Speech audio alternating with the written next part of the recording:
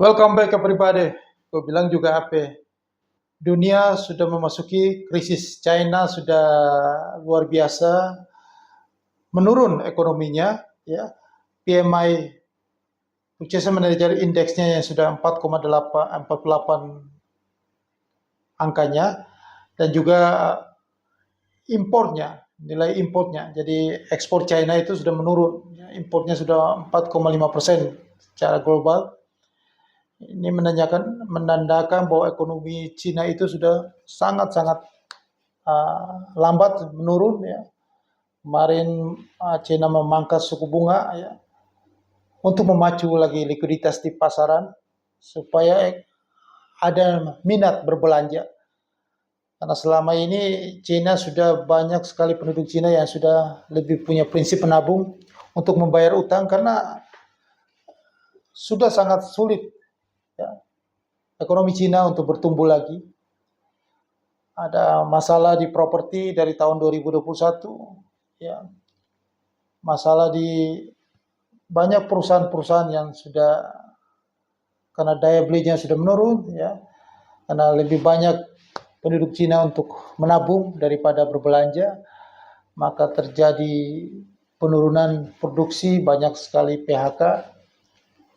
Begitupun juga secara teknis teknikal di negara-negara Eropa sudah masuk ke dalam resesi, ya.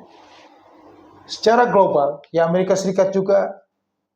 Nah, inilah yang mau saya kasih tahu ke Anda semua bahwa ada keanehan di pasar, di keuangan dunia yang terjadi sekarang ini. Ada rally orang dungu yang terjadi. Orang dungu, orang yang mereka-mereka ini adalah mereka yang percaya dengan analis-analis besar di dunia. Seperti mereka percaya dengan contohnya Bank of America dan diikuti oleh YouTuber-YouTuber di Indonesia tentang harga emas dunia akan menuju ke minimal 2.200 US dollar per troy ounce, 2.300, 2.400. Mereka juga percaya bahwa nanti besok ini, besok pagi, ya, jam 2 waktu Indonesia Barat, nanti malam ini final meetingnya FOMC, dan karena tadi kemarin malam inflasi Amerika Serikat yang sudah dirilis itu menurun, ya, melandai jadi 4%, ya, dibanding bulan lalu yang 4,9%. Nah, terus mereka mengatakan bahwa percaya dengan narasi lagi bahwa nantinya suku bunga menjadi tidak dinaikkan, unchanged atau hold di tanggal 15 Juni ini, di bulan Juni ini. Jadi beli lagi saham, ya, borong saham. Nah, makanya Dow Jones sudah naik 34.000 sekian, Nasdaq 14.000, Wall Street semua naik. Bursa saham di dunia naik. Ini adalah rally orang-orang dungu di pasar, ya. Orang-orang yang siap digiring ke ruang pembantaian, ya. Mereka-mereka ini selalu menjadi korban setiap ada terjadi krisis financial global, ada terjadi market crash, kejatuhan pasar keuangan dunia terbesar sepanjang sejarah, harus ada korbannya. Jadi setiap ada kejadian luar biasa, mesti ada korbannya. Jadi ada yang menang, ada yang kalah. Jadi selalu terjadi yang namanya teori zero sum game. Jadi uang itu akan berpindah ke yang bandarnya, pelaku yang membuat narasi di pasar ini.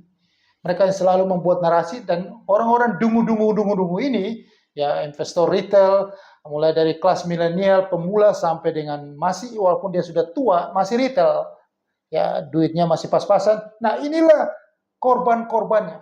Di setiap pasar di seluruh dunia, mereka ini adalah korban. Player lawan bandar. Mereka-mereka inilah kasihan hidupnya. Bodoh, ya, dungu, percaya dengan narasi-narasi yang beredar. Padahal narasi-narasi yang beredar umum itu luas, itu adalah penggeringan opini supaya kalian itu dimakan, kalian itu digiring masuk ke dalam kamar pembantaian supaya dibantai satu persatu. Tapi percaya dengan Bank of America, percaya dengan YouTuber yang caplok, yang ikut mainstream sana, di luar sana ikut, mas naik ke 2.200, 2.300. dia punya followers yang begitu banyak, ikut semuanya masuk ke ruang pembantaian. Ya buktinya hari ini, kemarin, Dow Jones naik lagi ke level 34.000. Selalu narasi yang dibangun, US dollar melemah, supaya apa? Supaya uang itu diakumulasi terus di saham.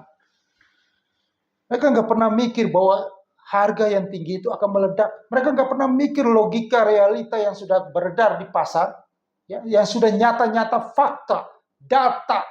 Haruslah melihat data. Dan data itu sudah menunjukkan bahwa China, negara terkaya nomor 2, itu sudah masuk ke resesi.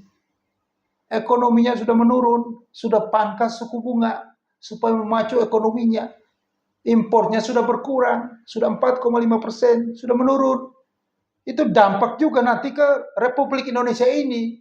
Seharusnya indeks harga saham jatuh. Karena itu tunggu waktunya aja meledak. Di Eropa, ya, sudah masuk ke dalam resesi, tapi suku bunganya masih dipangkas tinggi. Itu sebentar lagi, itu malapetaka kehancuran terbesar nanti di Eropa. Itu bom waktu. Gak mikir. Ini angka. Kalau ini bicara angka. Tetapi kalau Anda membeli saham hanya narasi karena US dollar lemah. Ya, The Fed, Jerome Powell, si kakek tua itu, ya, tidak akan menaikkan suku bunga lagi bulan ini. Maka beli saham. Anda adalah rally, orang dungu yang ikut rally yang tidak berdasar, hanya berdasarkan emosional. Emosional Anda, beli saham. Anda sudah nggak tahu mau bisnis apa lagi, jadi beli saja saham. Beli saham terus. Itulah Anda sedang berjudi. Anda memang benar dungu. Ya, saya kasih tahu, dungu, sangat-sangat dungu. Anda tidak memikirkan data. Katanya harus pakai data. Kalau bicara pakai data, harus berpikir pakai data. Lah, data sudah menunjukkan bahwa ekonomi itu sudah masuk ke dalam resesi. Semua angka-angka PMI itu sudah menurun.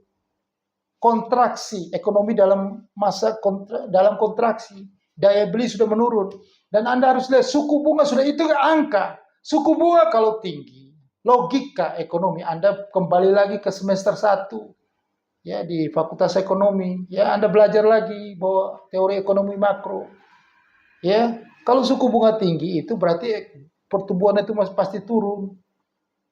Logika cost of fund-nya tinggi, tidak ada yang bisa pinjam uang lagi, mau pinjam uang untuk usaha, likuiditas kesedot, uang beredarnya itu sudah kesedot. Bisnis makin susah. Ya.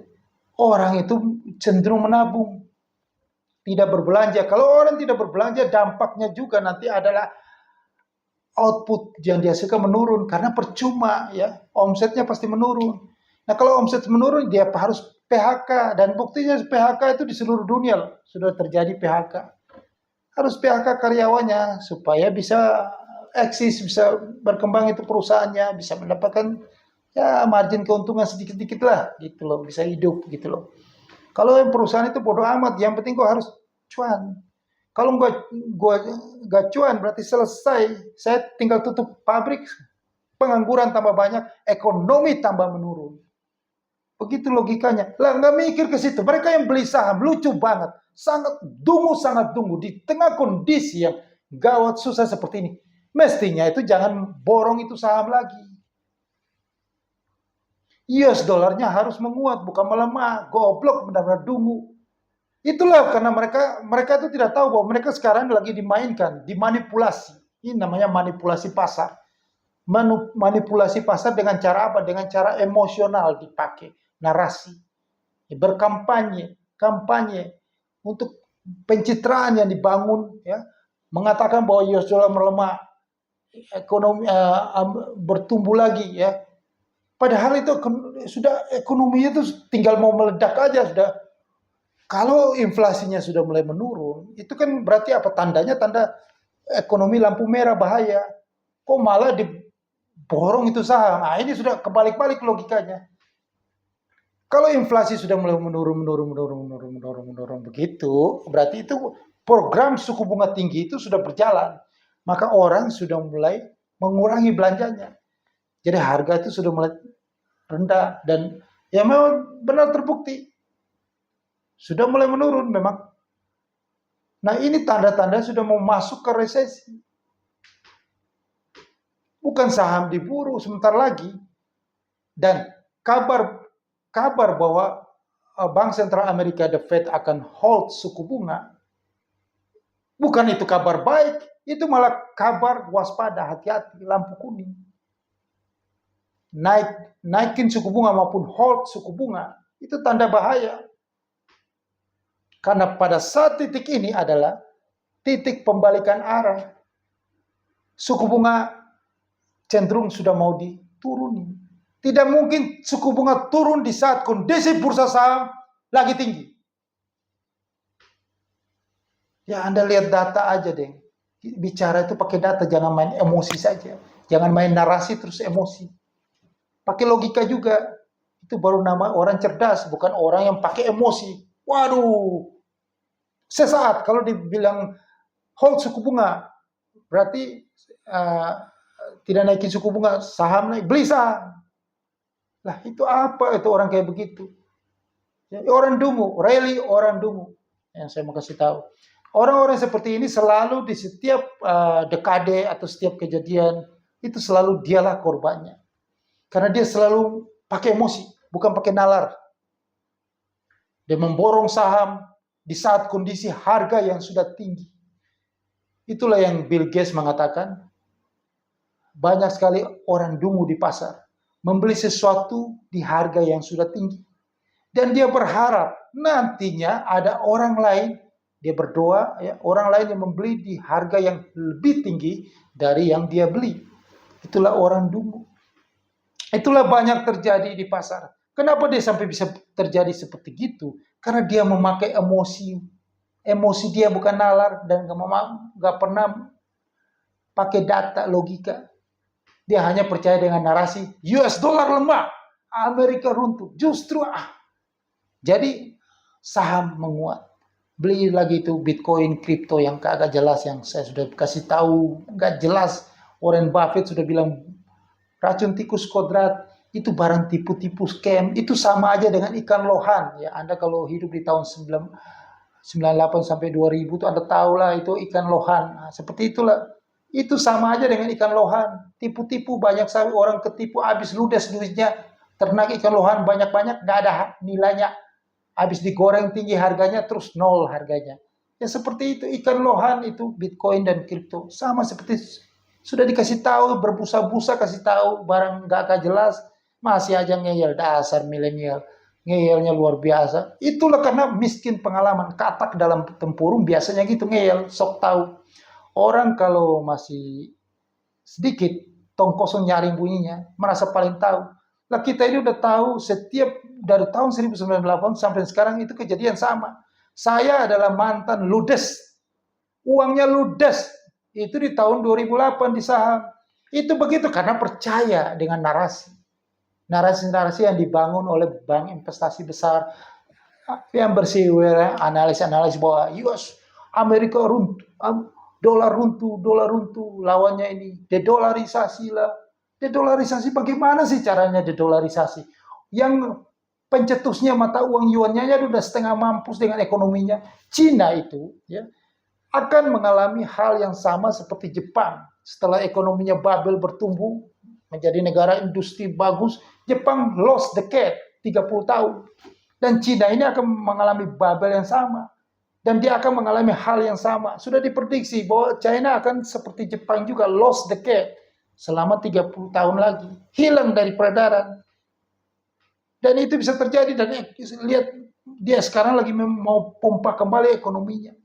Di saat yang lain ada inflasi tinggi, dia sudah ekonominya sudah menurun, PMI kontraksi dia. Dampaknya itu akan ke Indonesia, tapi nggak ngerti mereka semua. Rupiah itu pasti akan melemah ke level 18.000, itu sudah pasti, tidak bisa dibantahkan lagi. Itu hukum alam ekonomi. Tunggu tanggal mainnya. Sekarang lagi pencitraan. Ya bagaimana karena mau pemilu, ya rupiah pasti kuat. Ya diusahakan lah. Tapi kalau kondisi global sudah buruk, mau nggak mau, pasti jatuh juga. Kita ingat, IMF negara-negara Pak Presiden sendiri sudah mengatakan bahwa ada 96 negara sudah masuk jadi pasien IMF. Padahal di tahun 1997-98 waktu krisis moneter Asia, hanya 10 negara yang masuk pasien IMF. Sekarang lebih banyak, sudah 96 negara. Kondisinya masih adem ayem aja, diam-diam. Ini bahaya loh. Kondisi seperti gawat seperti ini, tapi tidak menggemah gitu. Supaya apa? Karena apa? Bandar itu punya permainan. Dunia ini adalah panggung sandiwara, kata Ahmad Albar dalam lagunya. Karena ini lagi disetting. Bagaimana kita mau mendapatkan keuntungan banyak, sedangkan para domba-domba bodoh ini, si dungu ini belum masuk dalam ruang pembantaian. Bagaimana supaya mereka masuk? Bikin opini, bikin narasi bahwa US dollar itu jelek, lemah, beli saham. Dow Jones dikerek lagi, naik lagi. Sudah 34.000 loh. Nasdaq 14.000. Nanti usahakan sampai 38.000. Tertinggi sepanjang sejarah itu. All time high-nya kalau bisa ditembus lagi lah. Di saat itu pada banyak gelombang beli. Langsung marketnya ambruk. Tralala. Selesai mereka. Nangis darah di seluruh dunia nanti. Sekarang ini apa? Bitcoin sudah mau nangis darah. Ntar lagi nol. Kalau gue udah bilang nol itu, dari tahun 2021 Anda cek, yang ngomong nol konsisten bilang nol cuma saya.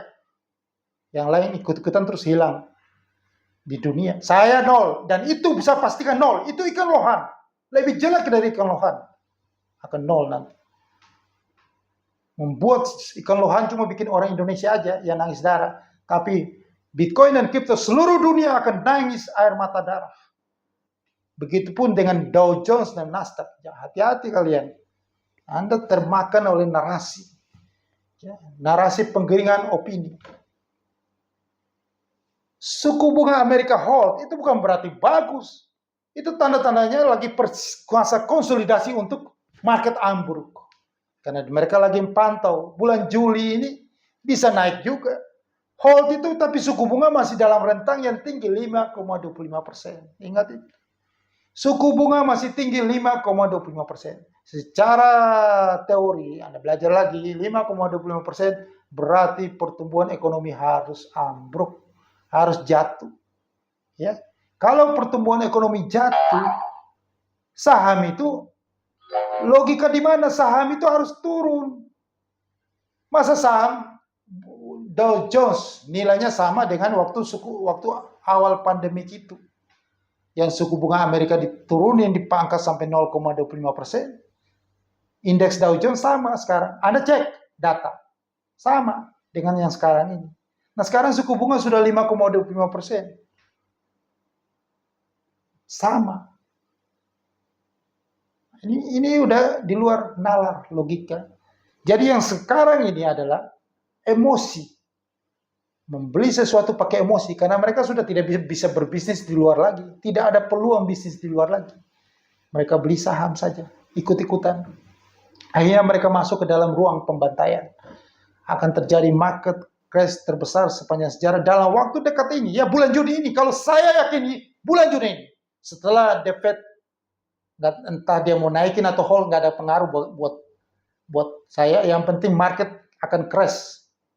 Nanti pagi kita lihat. Hold dan naik pun tidak pengaruh. Ujung-ujungnya market akan crash di bulan Juni 2023 ini. Dan banyak sekali tangisan air mata darah terjadi. Kita saksikan bersama. Karena data-data sudah menunjukkan bahwa ekonomi itu sudah nggak bisa bertumbuh. Kalau ekonomi nggak bisa bertumbuh, ya saham itu ambruk. Itu logikanya. Kalau saham ambruk, US dollar menguat. Itu logikanya. Semua komoditas jatuh. Harga emas itu sudah jatuh, nggak naik-naik lagi ke mimpi Bank of America dan YouTuber Indonesia. Ya, ilmunya sampai di atas langit tinggi sana. Tetap yang benar adalah Roh TV. Harga emas akan menuju ke 1.450 US dollar per troy ounce. Dan mata uang Eropa akan tembus paritas terhadap US dollar. Dan rupiah 18.000, Dow Jones ke 16.000, Nasdaq ke 5.000, ISG ke 3.588. Bitcoin 0, kripto Ini channel inilah yang nanti akan terbukti. Camkan itu, simpan itu. Dan satu lagi, peluang terbesar sudah berkali-kali, ribuan kali saya katakan, hanya ada di futures market. Di saat kondisi tidak menentu ini terjadi, di seluruh dunia kondisi gawat ini, kondisi krisis terbesar, the biggest market crash in history, terjadi terbesar dalam sejarah, Juni 2023, Juli 2023, Juni dan Juli 2023 ini, hanya peluang terbesar adalah di futures market. Email saya di deskripsi video ini sudah ada email, ya. Jangan tanya lagi, ada yang nanya lagi deskripsi. Deskripsi Anda balik, ya, di balik ini ada kolom deskripsi, ya. Tanya orang kalau kagak ngerti deskripsi itu apa, kolomnya ada email saya di bawah ini. Hubungi saya dan Anda dapatkan peluang yang luar biasa itu. Sukses untuk Anda.